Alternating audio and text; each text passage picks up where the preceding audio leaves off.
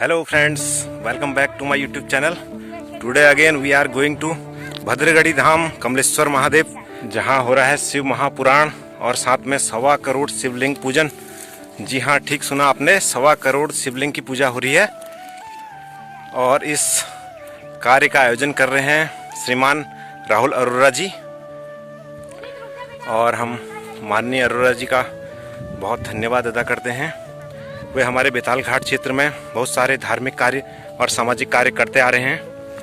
तो दोस्तों, 1.25 करोड़ शिवलिंग का पूजन जो हो रहा है, उनका निर्माण कार्य 7-8 महीने पहले ही शुरू हो चुका था और जो पूर्ण होने पर ये पुण्य कार्य अब किया जा रहा है। तो इस कार्य में हमें पता चला कि अधिक से अधिक बेलपत्रों की आवश्यकता है। तो कल मैं भी बेलपत्र तोड़ने के लिए गया था, तो थोड़ा दृश्य आपको दिखाता हूँ। फ्रेंड्स, यदि आप चैनल पर नए दर्शक हों तो चैनल को सब्सक्राइब कर लीजिए और ब्लॉग को ज़्यादा से ज़्यादा लाइक और शेयर करें। धन्यवाद। तो दोस्तों, हम जा रहे हैं अभी बेलपत्र तोड़ने के लिए।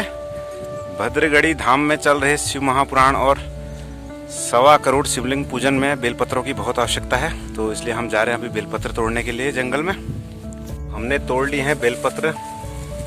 ये है बेलपत्र का पेड़ और ये बेलपत्र अब हमारे घर के मंदिर में जो महादेव हैं उनके लिए, बेतालेश्वर महादेव के लिए और भद्रगढ़ी धाम में स्थापित कमलेश्वर महादेव, तीनों मंदिरों के लिए हो जाते हैं। और हम इन्हें कल ले जाएंगे अब भद्रगढ़ी धाम को। हर हर महादेव की जय। तो बेलपत्र घर लाकर हमने इनकी जो है पीछे की जो डंडी हो तोड़ दी हैं।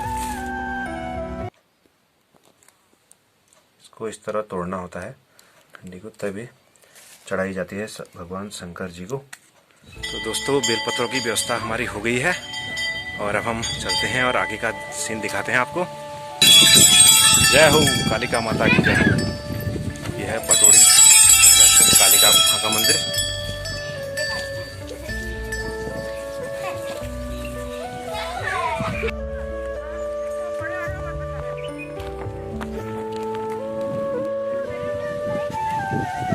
और ये है श्रीमान जमकनी जी का आवास।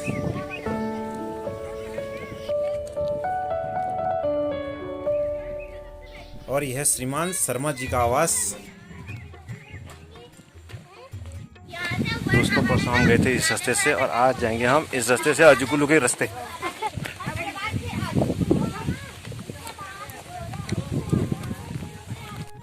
बहुत सुंदर नज़ारा है चारों ओर का, हरियाली के साथ। मज़ा आ गया। चित्रा रुक जा जरा।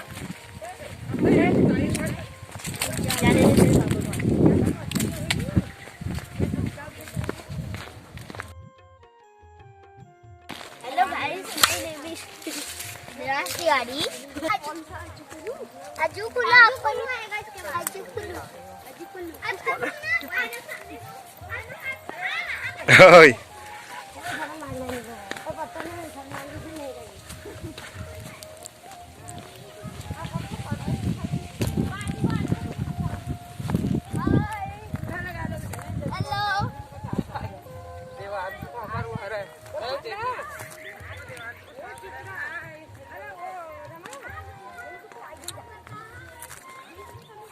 चारों ओर का नज़ारा बहुत सुंदर नज़ारा।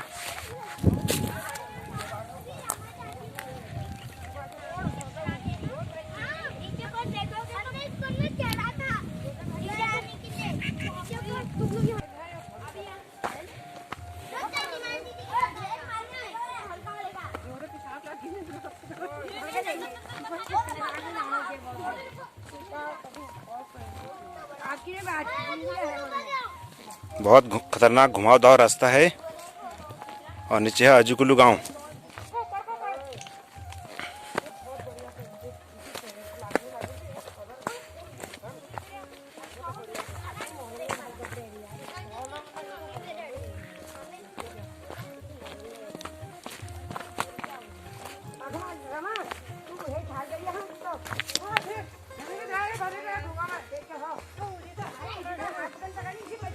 लोट चोट पटक लगी बड़ा आफत। हाँ,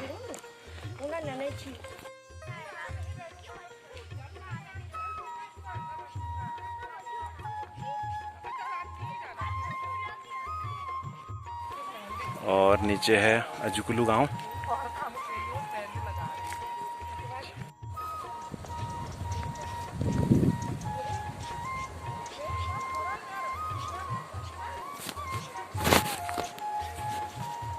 चारों ओर पहाड़ों से घिरा है अजुकुलु गांव।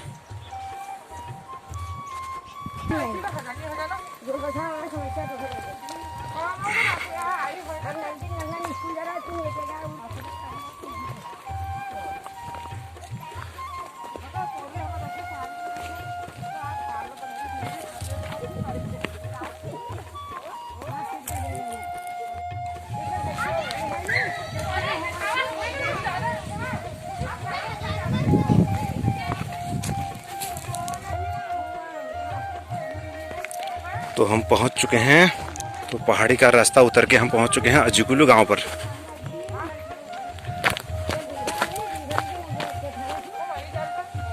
ऊपर पहाड़ की चोटी से उतर के हम नीचे आए हैं यहाँ।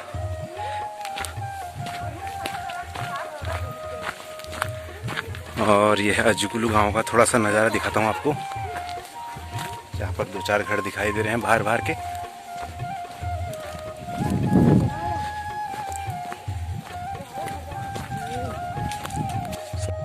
थोड़ा हाथ हिला दो बे ऐसे।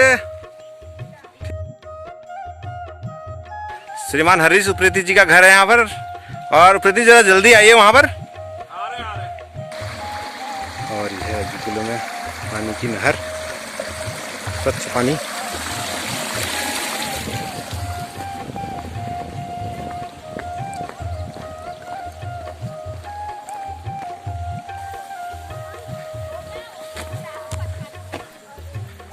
तो फाइनली हम पहाड़ का रास्ता तय करके अजुकुलु के पास पक्की सड़क पर पहुंच चुके हैं। और यहां से हमें आधा किलोमीटर और चलना है आगे, भद्रगढ़ी धाम में पहुंचने पर, जहां पर कथा का पंडाल लगा हुआ है। और सभी बच्चे काफ़ी उत्साहित हैं। कहाँ जा रहे हो बच्चों?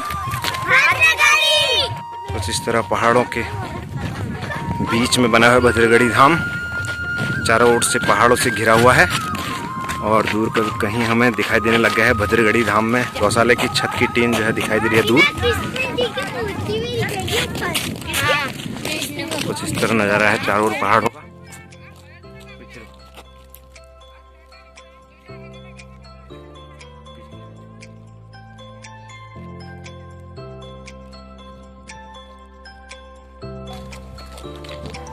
ऊंचे ऊंचे पहाड़। और परसों आए थे हम, सामने पहाड़ से उतर के आए थे, जहाँ पर जो है झाड़ियाँ भी हो रही थी रास्ते में। सामने है भद्रगढ़ी धाम का जो है नज़ारा ऊपर, जहाँ कुछ मंदिर बने हुए हैं।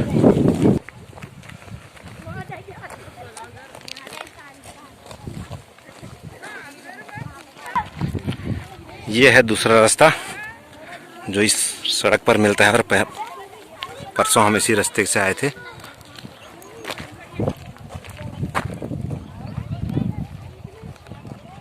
तो यहाँ पर है भद्रगढ़ी धाम, कमलेश्वर महादेव का मंदिर ऊपर। ये सामने हमें जो ये जो जगह दिखाई दे रही है, यहाँ पर है यज्ञशाला।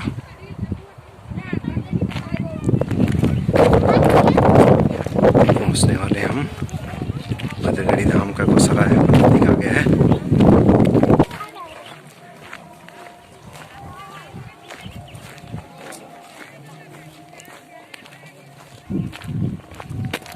भद्रगढ़ी धाम की गौशाला की गायें।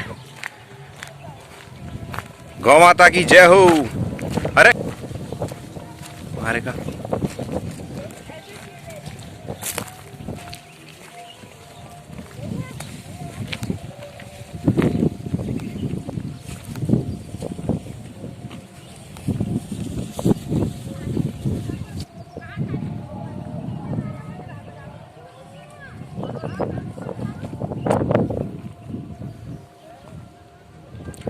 चारों ओर से पहाड़ों में पहाड़ है यहाँ पर।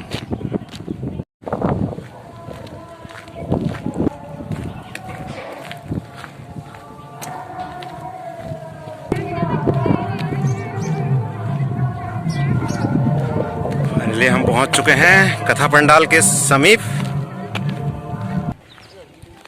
यहाँ पर बच्चों के मनोरंजन के लिए झूले इत्यादि लगे हुए हैं। 11 दिन तक बच्चों के लिए यह सेवा निःशुल्क है और बेतालघाट क्षेत्र के सभी बच्चे इस निःशुल्क सेवा का खूब लाभ उठा रहे हैं। बच्चों के लिए निःशुल्क सेवा दी गई है यहाँ पर राहुल अरोड़ा जी के द्वारा।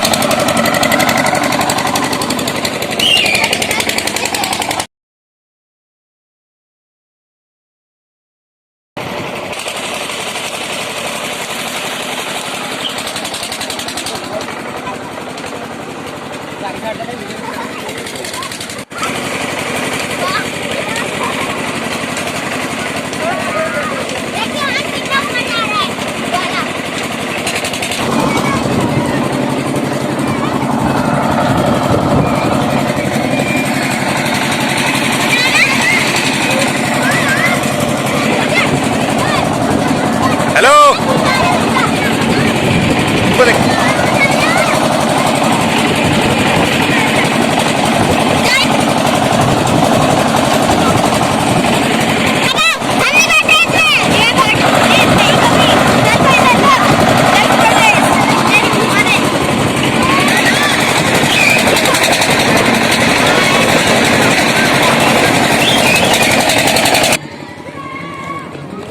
चलो, अब खूब मज़े कर लिए तुमने। अब चलते हैं कथा पंडाल की ओर।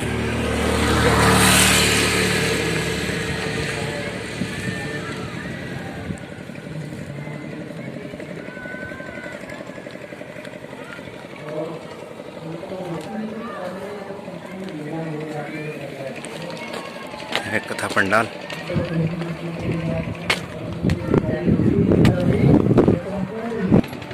हम उतने दिनों से शिव महापुराण के अंतर्गत यही तो श्रवण कर रहे हैं। कल कथा श्रवण की ना उपमन्यु की, दूध की चाहों में गया।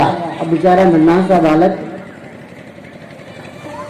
7 वर्ष का बालक क्या तपस्या के विषय में जानता है कि कैसे करनी है, क्या करनी है। माता ने जैसा बताया बस करना आरंभ कर दिया और उसको इस प्रकार की शक्ति मिल गई। भक्ति में किस प्रकार की शक्ति, उसको इस प्रकार की शक्ति मिल गई कि जलती हुई अग्नि, जलती हुई लकड़ी का प्रयोग कर लिया और इंद्र स्वरूप भगवान भोलेनाथ की तरफ में फेंक दिया। भगवान भोलेनाथ भी घबरा गए, नंदी को आदेश दिया, भाई रोको। नंदी ने आकर रोका। तो यह क्या है कि जब भगवान के प्रति हमारी सच्ची निष्ठा, पूर्ण विश्वास और उत्तम भक्ति रहती है तो भगवान अपने आप स्वयं शक्ति प्रदान कर देते हैं, स्वयं शक्ति प्रदान कर देते हैं। और गीता की बातों में हमारी श्रद्धा नहीं है, नेता की बातों में हमें विश्वास नहीं है। दोस्तों सामने है बेतालघाट, वहाँ। अरे हो गया, कर लिया एंजॉय तुमने। चलें फिर अब कथा सुनने। और भक्ति होती है,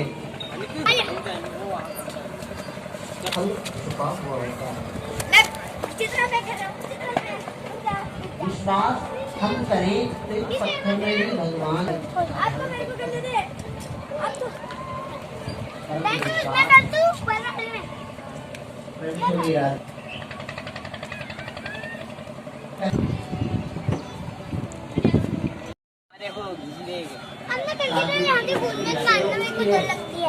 और श्री धाम वृंदावन में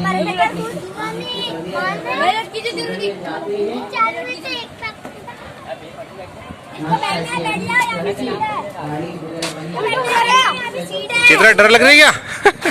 चित्रा डर लग रही है? उतार दूं? है?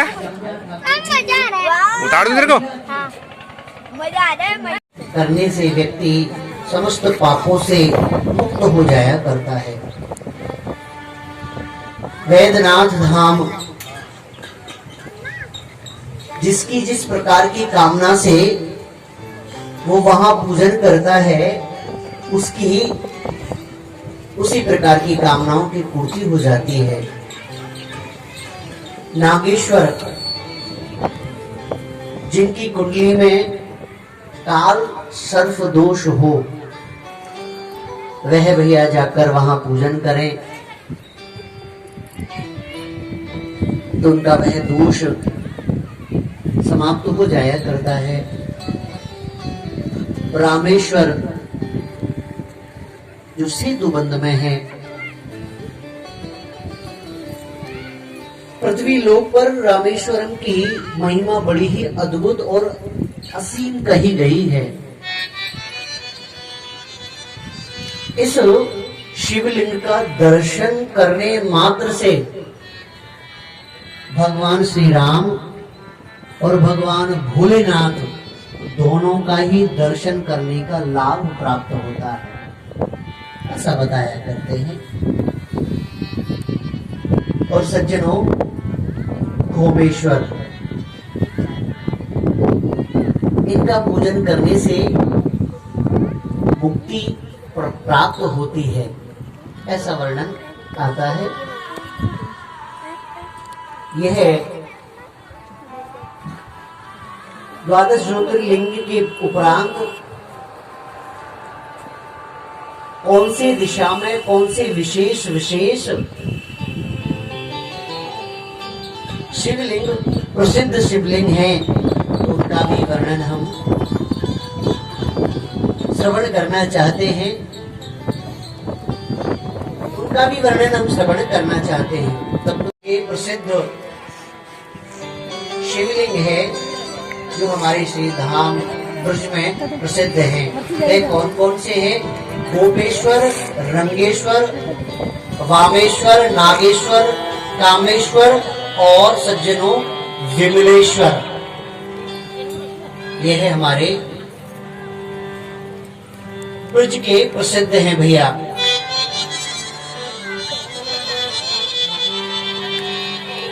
और भैया गोपेश्वर भगवान की लीला तो बड़ी ही अद्भुत है।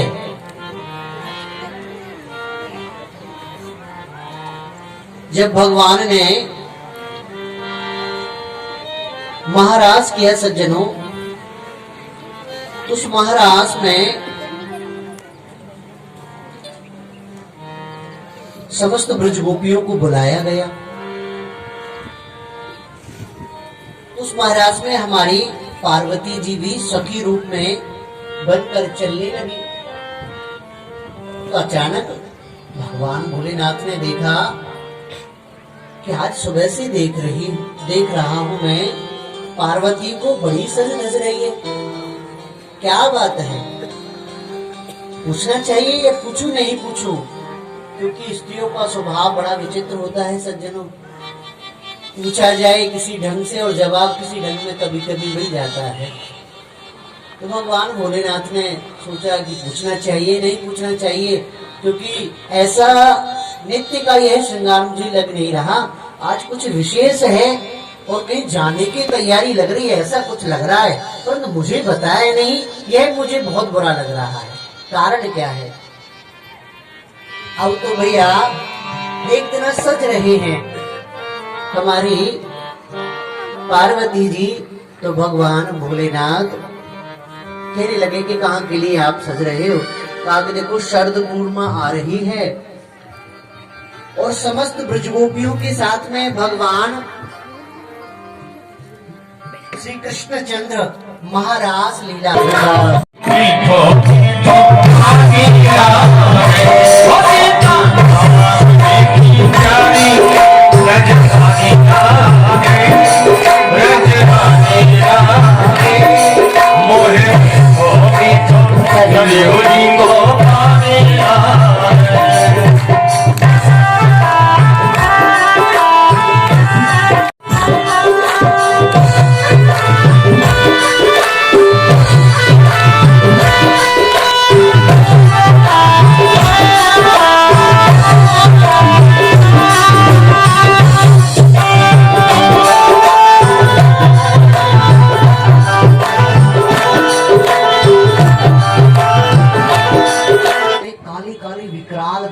व्यक्तियों को देखा जिनको देखकर वह घबराने लगा। अचानक वह उसके सामने आ गए, घबराने लगा और पूछने लगा कि आप कौन जी, आप कौन, आप कौन? आपको कहीं जाना है या रास्ता भटक गए? क्या बात है, आप मेरे सामने क्यों खड़े हो गए? कहने लगा वह दोनों के दोनों व्यक्ति, हम यम के दूत हैं। अब तो यम के दूतों का नाम सुना तो थर थर कांपने लगा जी। अरे अरे अरे अरे, आप अचानक आ गए मेरे सामने, अभी तो मैंने कुछ भी नहीं देखा, मैं अपने परिवार में भी नहीं बोल कर आया, और मुझे मत लेकर जाओ, मुझे मत, नाना प्रकार की प्रार्थना करने लगा। यम के दूत कहने लगे, चिंता मत कर, हम देख तुझे कुछ नहीं कहेंगे। हम यहाँ इसलिए आए हैं कि यहाँ से बैलगाड़ी में एक व्यक्ति आने वाला है, वह बहुत बड़ा पापी है। आएगा, अचानक बैलगाड़ी का जो पहिया है वह रुक जाएगा, झटका खाएगा, झटका खाने से जो बैलों की गर्दन में रस्सी बंधी होती है जिससे वह गाड़ी से बंधे होते हैं, वह टूट जाएंगे। और जैसे ही वह टूटेगी तो वह उतरकर व्यक्ति उन बैलगाड़ियों की रस्सी को सही करेगा और बैल उसमें सींग मार देंगे और उसकी मृत्यु हो जाएगी। और वह बहुत बड़ा पापी है, फिर हम उसे लेकर जाएंगे।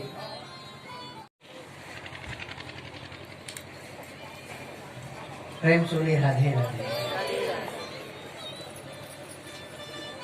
हमारे भैया लोग भी सोचते हैं ये सबरी आ जाएं तभी इन पे काम करो। वह चल पड़ा, पूछने लगा कि आखिर हुआ क्या जी, आपने जैसे जैसे कहा कार्य सारे वैसे ही हुए, पर फिर भी आप उदास हो। कहा कि देखो, वह यम के दूत कहने लगे, ध्यान से श्रवण करना। यम के दूत कहने लगे कि आप बिल्कुल सही कह रहे हो, रस्सी भी टूटी, रस्सी सही करने भी उतरा और बैलों ने सींग भी मारा और वह मर भी गया। परंतु उसको उसी समय भगवान के पार्षद लेने के लिए आ गए। कहा कि भगवान के पार्षद थे? क्यों?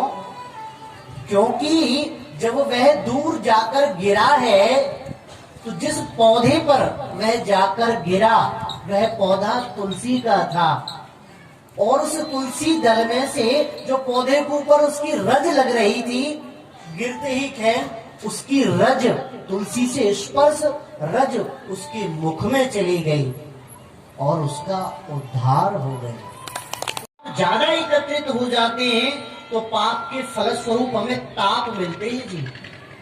अब आप कहेंगे कि जी ताप क्या होता है?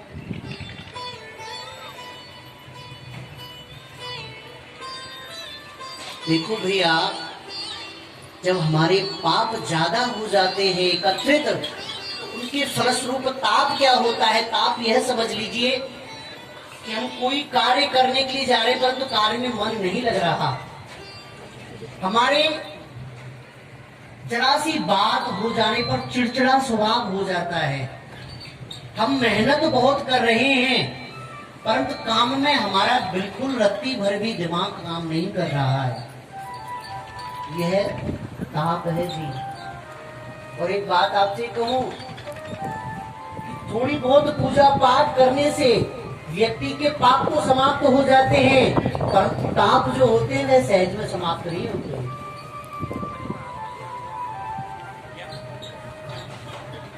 ताप जो होते हैं वह सहज में समाप्त नहीं होते हैं जी। इसलिए इस बात का आप विशेष ध्यान रखें कि जो वस्तु ठाकुर जी को भोग ना लगाई जाए, क्योंकि रामचरितमानस में वन गमन के समय पर स्वयं राम जी पूछ रहे हैं हमारे वाल्मीकि जी से कि हे वाल्मीकि जी, अब आप यह बताइए कि मेरे जाने योग्य मुझे कोई स्थान बता दीजिए कि मुझे कहाँ जाकर रहना चाहिए।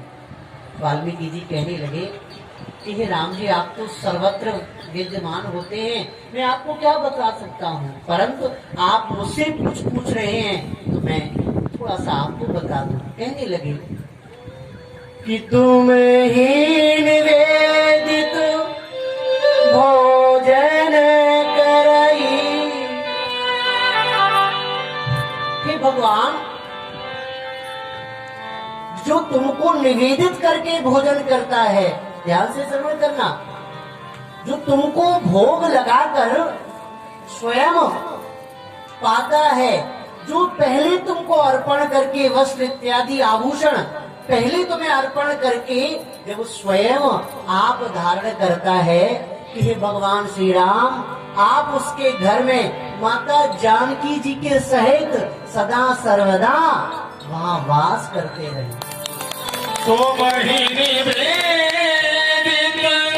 भोजन करी, तो महीने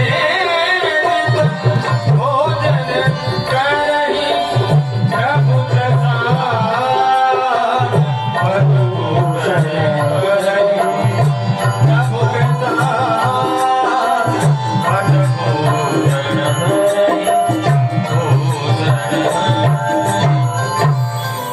हे भगवान श्री राम, मैं आपको यही निवेदन कर रहा हूँ कि उनके घर में आप जो तुम्हें भोग लगाकर स्वयं प्रसाद पाएं, उनके घर में आप सदैव विराजमान रहें। आते हैं जैसे कि हमें कोई बल्ब जलाना है, अब जलाना तो है, बल्ब लग रहा है, हमें कैसे पता चलेगा कि जलाना है?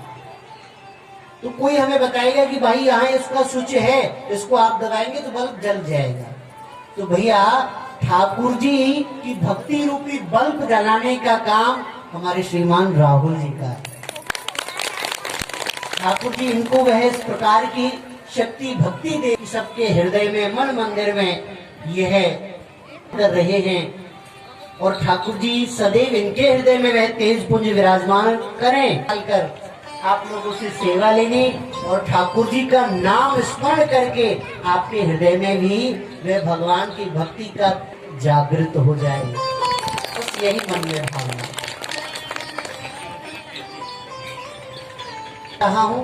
तुलसी की माला जिन्हें भी चाहिए वह ले ले, परंतु जो नियम बताए हैं आप ले जाकर अपने घर में रख लें। पहले उन वस्तुओं को छोड़ें, और जो है जब वह वस्तुएं छूट जाएंगे कि प्याज लहसुन, एक व्यक्ति ने कहा था हमारे ब्रज के संत से कि बाबा मेरी तुलसी पहनने की तो बहुत इच्छा है, परंतु मुझसे प्याज लहसुन नहीं छूटता है। बाबा ने कही कोई बात नहीं, तू पहन ले, क्योंकि जब जब तेरे ये गले में तुलसी रहेगी तो याद तो आतो रहे वो कि मोए प्याज लहसुन ना खान, तू पहन। तो भैया आपको दिखती रहे, क्योंकि जब जब दिखेगी तो भैया उस भानी मेरी बातें याद आ जाएंगी, तो कम से कम